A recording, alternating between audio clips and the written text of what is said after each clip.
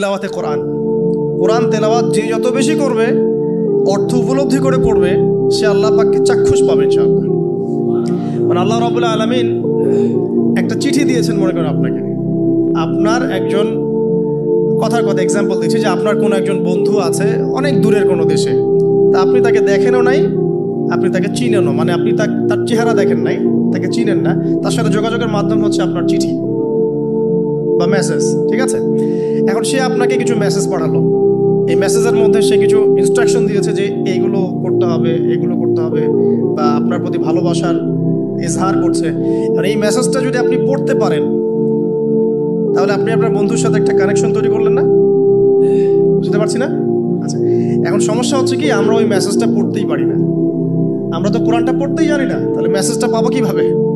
আর যারা পড়তে জানি সেই ভাষাটা বুঝি না। এখন ওই বন্ধু মনে করেন চিঠি লিখেছে বাংলা ভাষায়, আর আপনি বাংলা পড়তে জানেন না, তাহলে কি পারবেন উপলব্ধি করতে তার মনের ভাব, সেই বন্ধুর আবেগ, ভালোবাসা, প্রেম আপনি কি উপলব্ধি করতে পারবেন? লিখেছে সে উর্দু দিয়ে বা ইংরেজিতে, আপনি ইংরেজি বোঝেন না, ইংরেজি লিখতে পারেন না, তাহলে কি আপনি তার চিঠি বুঝতে পারবেন? এখন আমরা যেহেতু আরবি বুঝি না, এই কারণে কোরআনের মধ্যে কি বলেছেন আল্লাহ রাব্বুল আলামিন আমরা উপলব্ধি করতে পারছি। আমি কি বুঝতে পারছি? কোরআন শুধুমাত্র তিলাওয়াত করা যথেষ্ট নয়। তিলাওয়াত করলে আপনি প্রত্যেক হরফে 10টি কি পাবেন, কোনো সমস্যা নাই, কিন্তু ওই মেসেজটাকে উপলব্ধি করতে হলে আপনার অর্থটা জানতে হবে। অর্থ জানলে পরে আপনি দেখবেন আল্লাহকে আপনি চাক্ষুষ সামনে পাচ্ছেন ইনশাআল্লাহ।